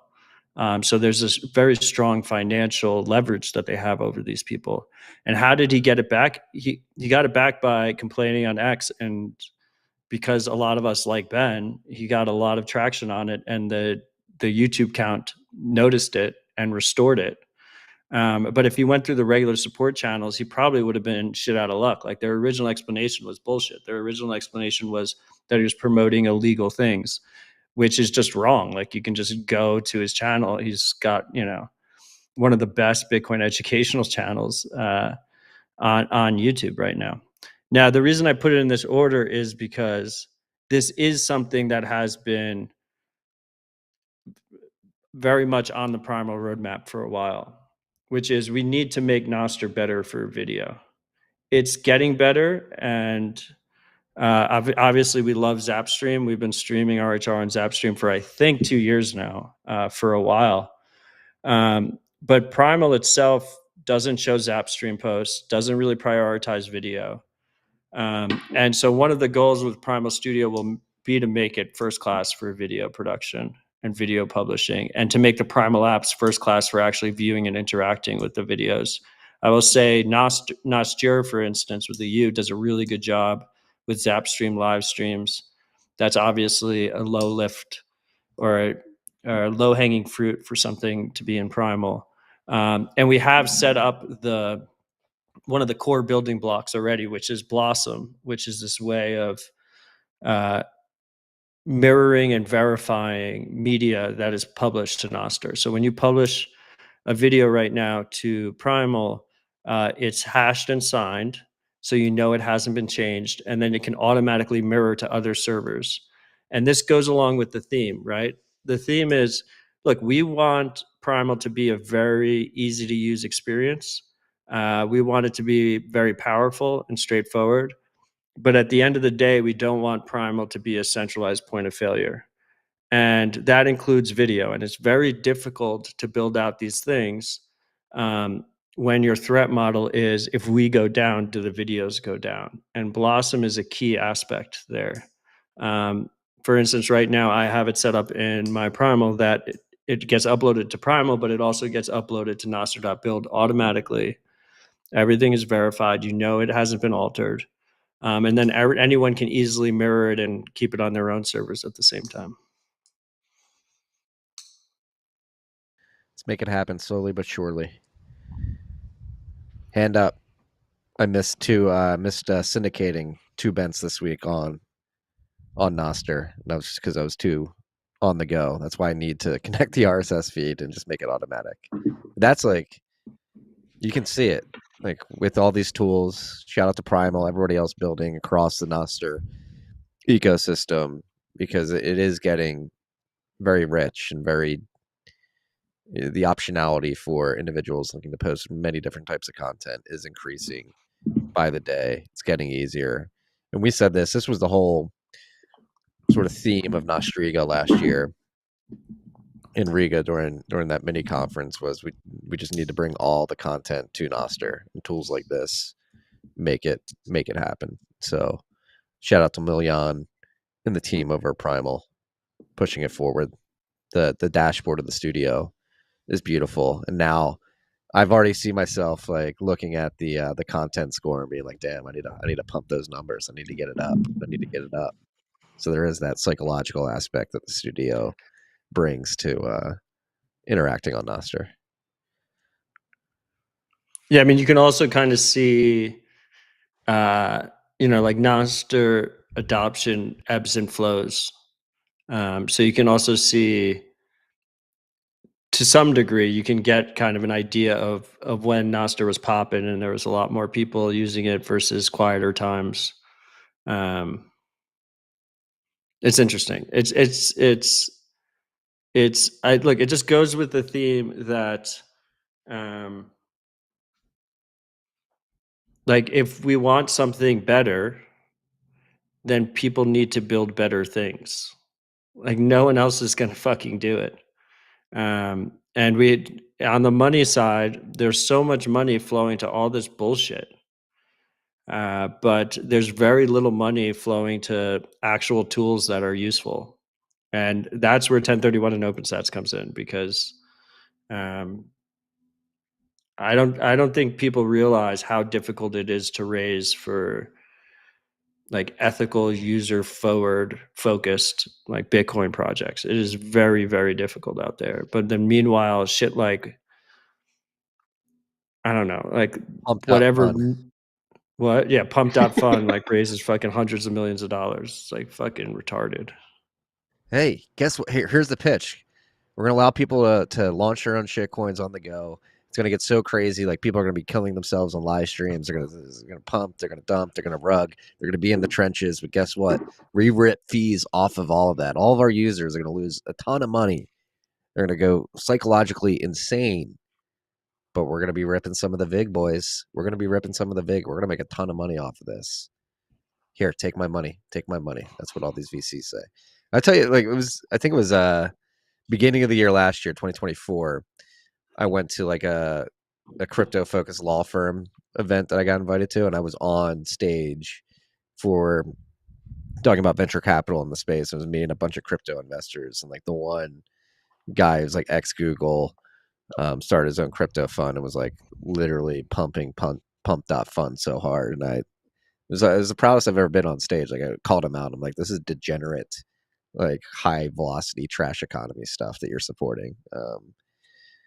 Yes, you may make a lot of money, but that's not what we're focused on at 1031. As Matt said, like freedom focused, good, solid Bitcoin and freedom tech tools that actually make the world a better place and make money as well. I'm not saying that these companies aren't going to make money. It's just harder for Yeah, them. you can do both.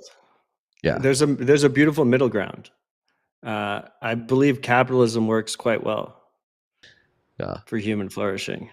But there's a disconnect out there. Yeah.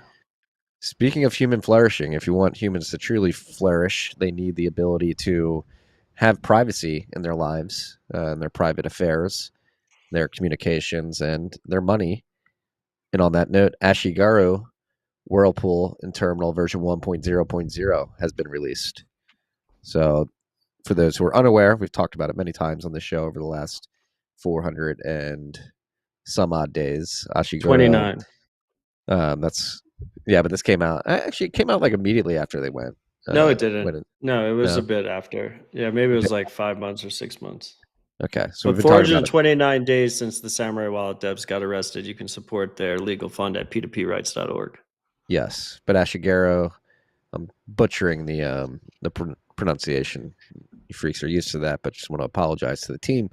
Version 1.0.0 is out, and this sort of an open source project that picked up the reins when Samurai Dev and Keon were clipped by the Department of Justice, and so they're providing a Whirlpool coordinator that doesn't take a fee, but they're still building out the software. It takes a fee. It takes a fee? I thought it was the one that didn't. 5%. 5%. No, the Wasabi coordinator being run by Crew doesn't take a fee. That's the one I was thinking about. Okay. Yeah, go on. So it's a zero-link CoinJoin implementation designed to sever all deterministic links between inputs and outputs. That's what CoinJoins do.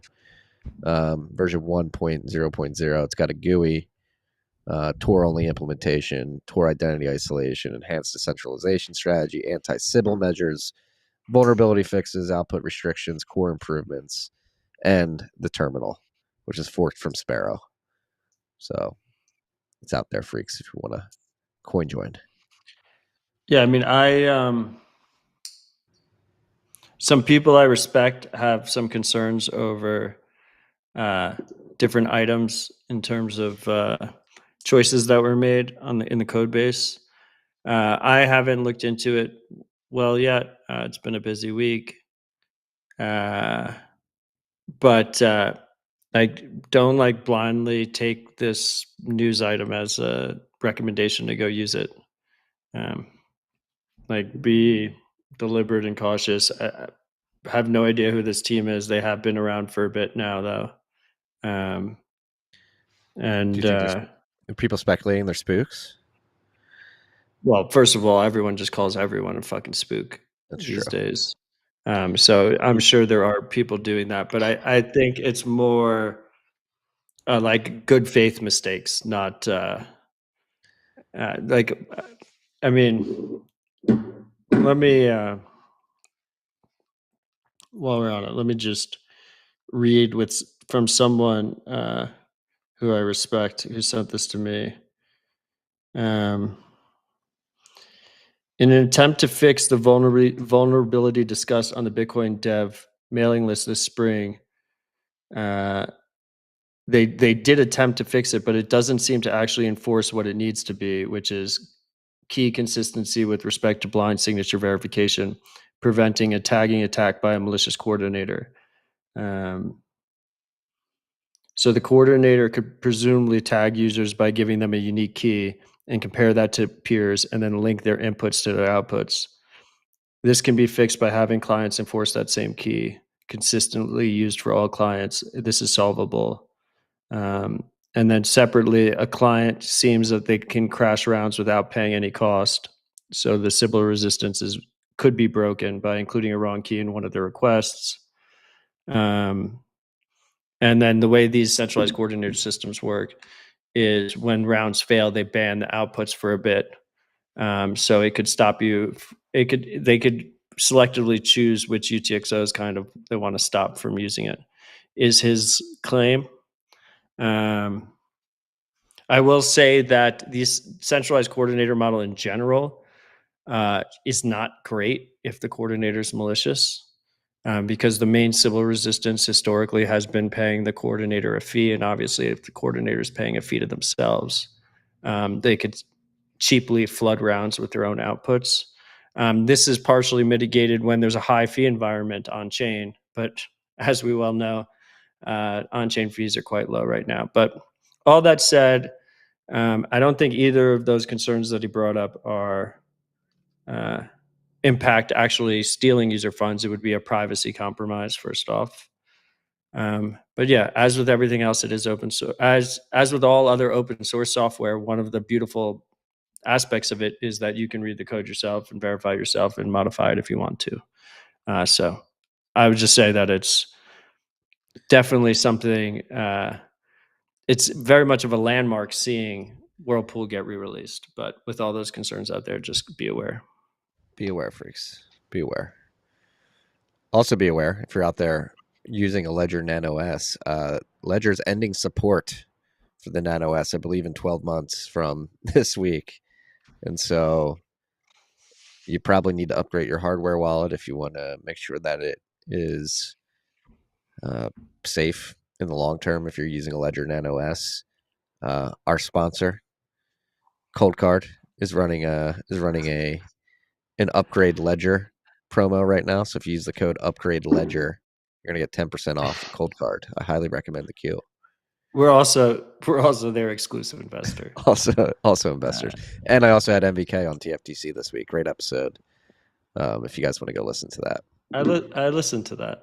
I heard him say he asked you to name names and then said, "Just kidding. I was pretending I was Odell."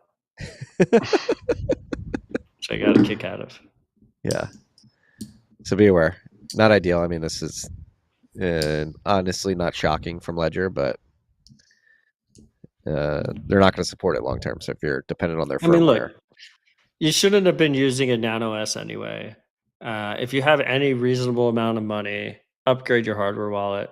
If you want to stay in the Ledger ecosystem, upgrade to a newer Ledger.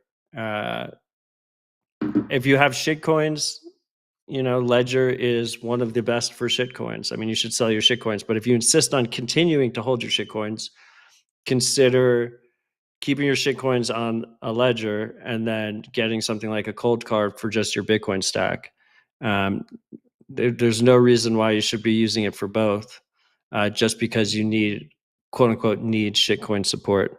I will say the single biggest issue I've had with Ledger, besides being completely closed source, which is fucking ridiculous in this day and age, it should at least be source viewable, is that it auto defaults that you can't change it to 3 wrong pins and you lose, then it wipes the hardware wallet. Cold Card uses a much more generous 13 wrongs. But if you just think about it in practice, what 3 wrongs means, it means, first of all, okay, you mess up the first time, right? Your pin didn't work. Maybe you typed it wrong or maybe you forgot it. then usually what happens is you immediately retype it a second time because you're like, oh, I typed it wrong. If that one fails, you have only one more chance. And if you mess up that time, it gets fucking wiped. And I've had so many people come to me in a panic over that. Obviously, at that point, you can restore from seeds. Some people have lost their seeds at that point. Some people have written down their seeds wrong. So it's pretty crazy to me that they continue to keep it locked in at 3 pin wrong attempts. Yeah, not ideal. Just dump your shitcoins, change vendors, pick up a cold card. It's worth it, freaks. You also can't view your seed after creation, which is insane. No, you're like, let's say you write down your seed and you don't stamp it in metal, which you should stamp it in metal, but and it gets destroyed somehow, and you need to rewrite down your seed. Can't do it on a ledger. You have to basically initialize a new device, send all your funds to it, and get a new seed and write down that seed, which is ridiculous. It's just bad user flow. Very bad user flow. All right, next up on the list, we've got your appearance on the what's it called? Trust Revolution. Yeah, I just put a link there because Sean has become one of my closest friends in Nashville, and he's awesome. And he's a graybeard in the space. He's an older friend who's been around the block many times, and he has a very interesting perspective on Bitcoin and the industry. And I think it's just a really good show, and he's a really good dude.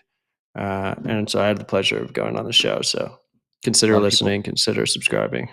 A lot of people speaking very highly of this episode on Primal. I can see here on screenshot Marks specifically, and we skipped over their announcement. But I still think, as someone who does a lot of podcasts, one of the single coolest things about Nostr from a user point of view is the fountain integration.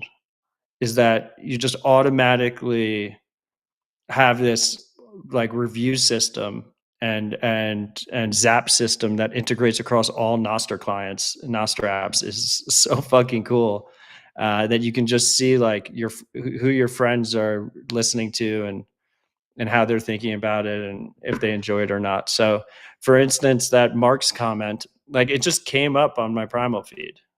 Like I didn't have to go into a podcast app or something. It's just like, okay, you're scrolling, seeing what's going on, and it's like, oh, Mark's enjoyed the show. That's awesome. It's a beautiful thing. What else is awesome is what Maple is teasing that they're getting close to implementing image upload for Maple AI.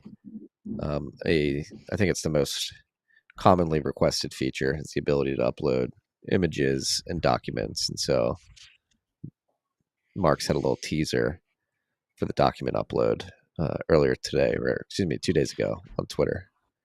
Look, the amount of people that are using ChatGPT and relying on it heavily is too fucking high. Like that shit is the most dystopian piece of technology. And whether it's Maple or other tools out there, there's some other players trying to tackle this market. We need private AI tools. We need secure AI tools. And we need them to be at least close to the functionality of the dystopian shit out there. Because I think it gets dark. It gets dark really quickly. So I've been loving what Marks and Tony have been doing. I mean, we can call them the open secret team, but it's literally just two guys vibe coding the future they want to see. But I'm a proud subscriber, and it's gotten a lot better. It's pretty cool. They added a DeepSeek in it, which is, I guess, my understanding is like the most powerful open source model right now. And yeah, you should check it out. They have a free mode for a little bit, and then you have to pay if you want to continue. And another disclosure, 1031 is the largest investor in Open Secret. Hit the gong. That's all we have for the list. Carlos, you've been quiet, man. What are you just coming in and basking in the glory of a live rip You're very loud in the live stream comments. I know it's hard. I don't want to interrupt your guys' flow, right? Like I like the show because you guys are on it talking. Yeah, it's hard to find those little points to jump in and say random trolly things, but Well, So it's been what a good is? rip. I see your question. You want to ask the question via audio instead of Yeah, in the live sure. chat? So like we were talking about CoinJoin, Ashigaru, and Yeah. we were so like I use Join Market, right? I think it's Yeah. dope. And I use Jam specifically on my Start 9. Yep. And I noticed no orders in the order book. I saw something about uh like the channel on IRC or something that Jam uses is they're no longer want to be associated with it or something and just kick them off. So I guess that's why the order Huh. book is empty. Have you heard anything about that?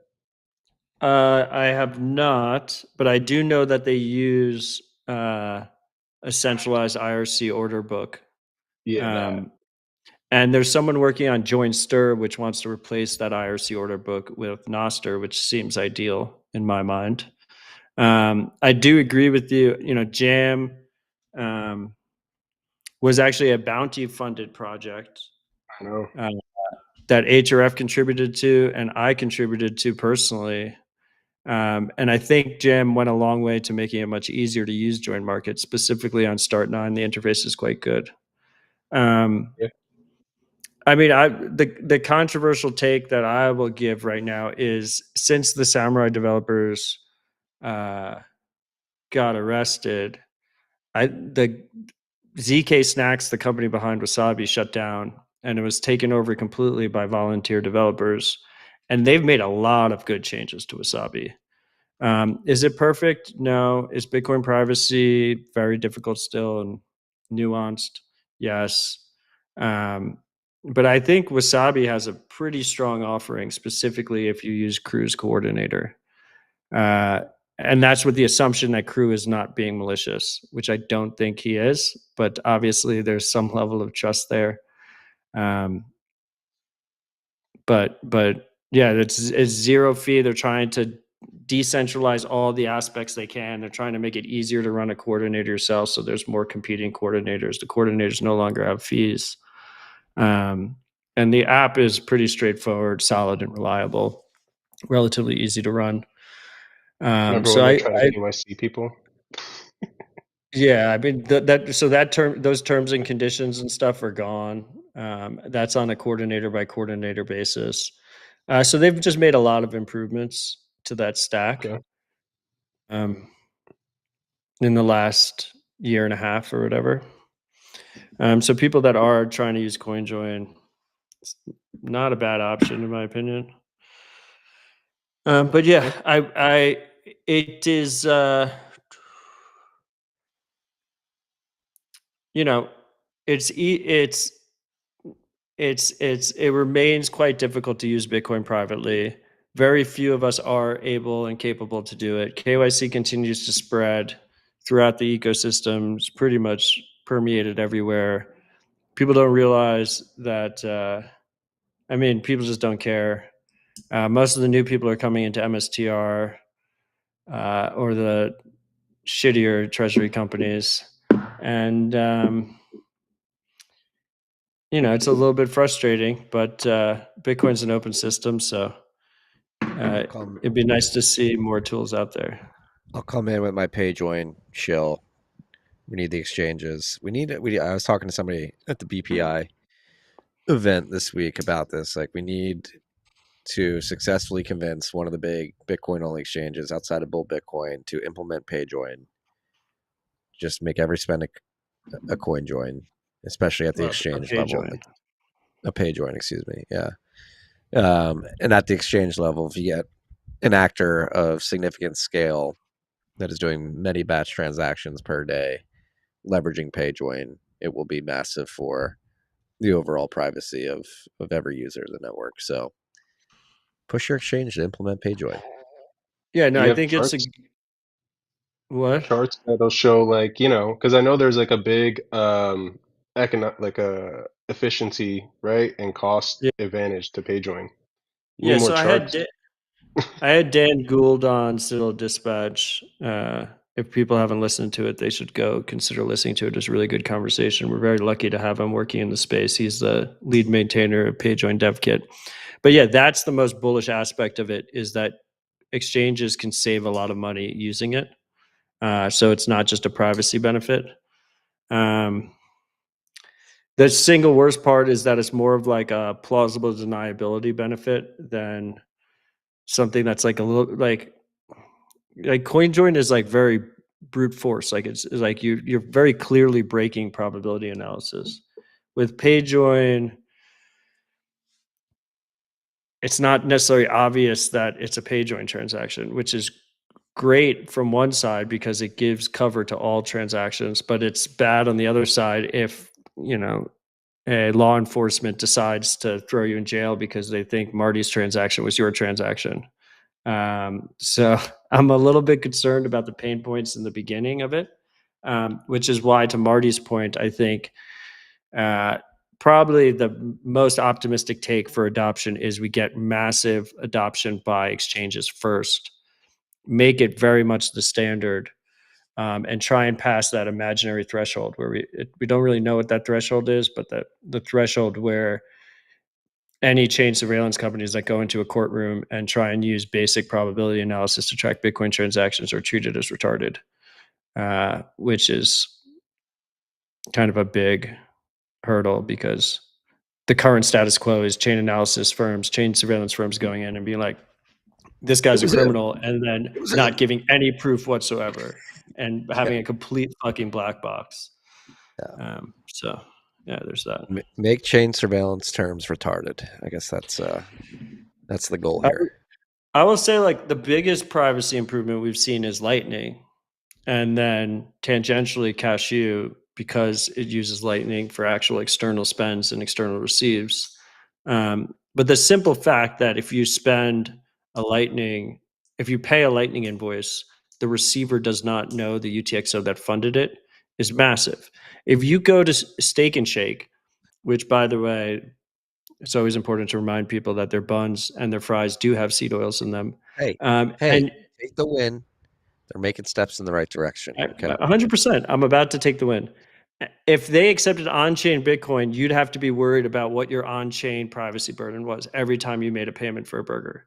What was this UTXO connected to? Was it connected to the rest of my stack? Are they ever going to be able to figure out what the last year of transactions are?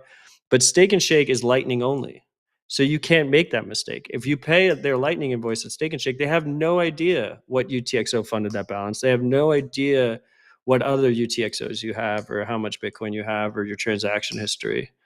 So that's just a huge win in normalization. And also we're seeing a bunch of exchanges allow you to deposit via Lightning as well. So that's been the single biggest win that we've seen on the privacy side, I think. we're gonna win. We're gonna figure it out. Things are good. People, stop being crazy out there saying that Iran has Bitcoin mining operations and nuclear enrichment sites, uranium enrichment sites. Don't take the win with the FHA. Okay, don't go like ape and all purist. Steve Lee, I'm talking to you out there. I saw you in my mentions. Like, you just move the Bitcoin on, you check the box, you move it off, you use Unchained. We're gonna work on making it so the government realizes we have tools like Haseki that can do this from self custody. Take the win. We're winning. As we're on air, Donald Trump's out there. I don't know if you guys saw it, but he's out there talking about Bitcoin. Like, yeah, we're going to be the biggest crypto. Wait, is he Bitcoin. really? Yeah, he's very bullish. He's very bullish. Is he actually talking? Is he actually talking about Bitcoin, or is he talking about crypto? Let's see. What's the? I saw Matthew Pines tweeted out. Let's find our boy Pines here from BPI. I love this that Gleason has the Truth Social bot. Continue. Trump, if we didn't have crypto, China would. Trump, Bitcoin takes the pressure off the dollar. Trump praises jobs produced by crypto. Trump on crypto. We have created a very powerful industry. Trump, crypto is a very funny thing. Bitcoin takes pressure off the dollar, you know? Did you see that it came out that a UAE-based fund bought $100 million worth of his World Liberty financial shitcoin. I did not see that, but it is the least surprising thing I've heard this week. Really innovative corruption that we got going on there at the White House right now.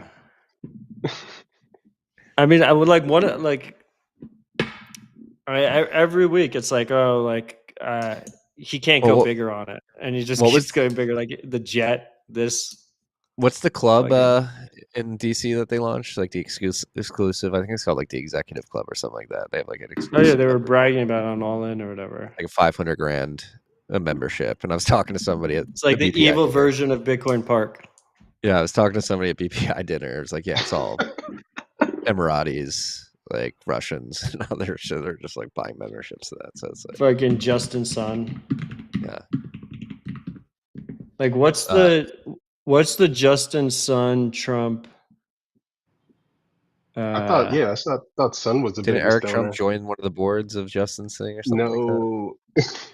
No, I think it's Justin Sun bought a bunch of this World Liberty Fi stuff, his shit coin or Trump coin. No, maybe he actually bought actual cash sign Trump, the token. And then all of a sudden the SEC's kind of dropped all the stuff against Justin Sun. And now he's taking Tron public in the US markets. And yeah, I think Eric Trump is on the board or something, and they're going to be a Bitcoin treasury company. He denied which that. if you want, oh, is that not actually happening? He denied it anyway.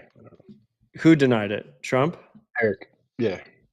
Okay, but anyway, Tron is going to.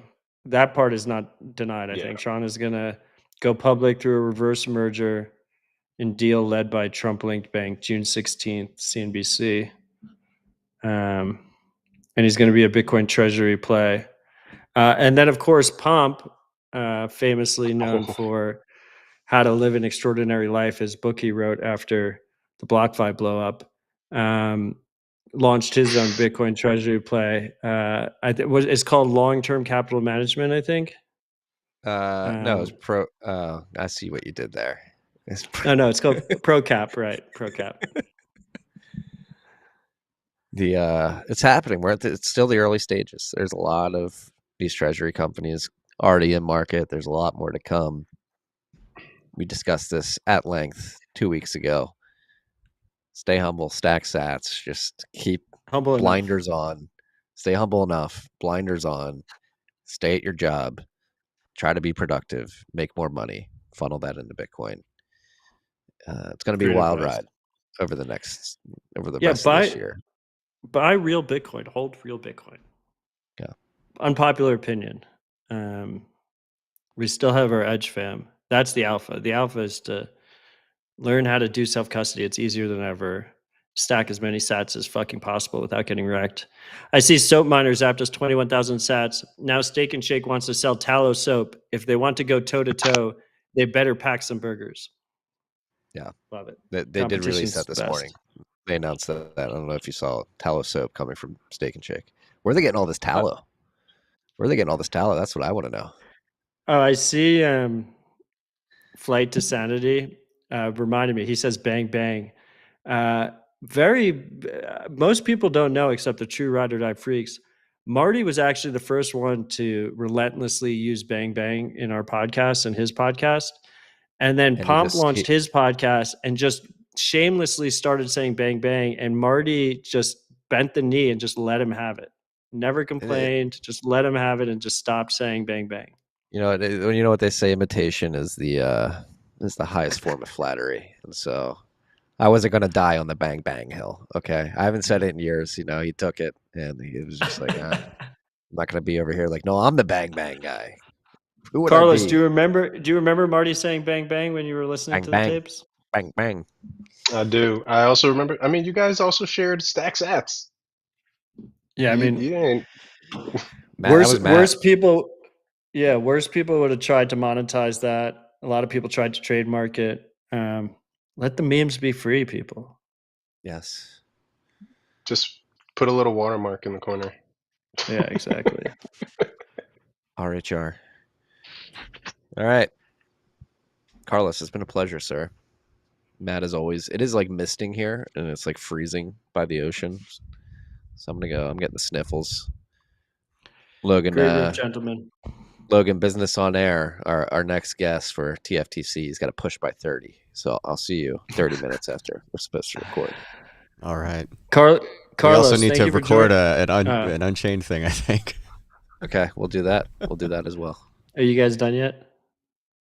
Yeah, Business Carlos. on Air done. But I mean, it's not even RHR business you're having. But anyway, it doesn't matter. We're innovating here. Parent company. Carlos, thank you for joining us. Thank you for being a ride or die freak. Do you have any final thoughts before we wrap?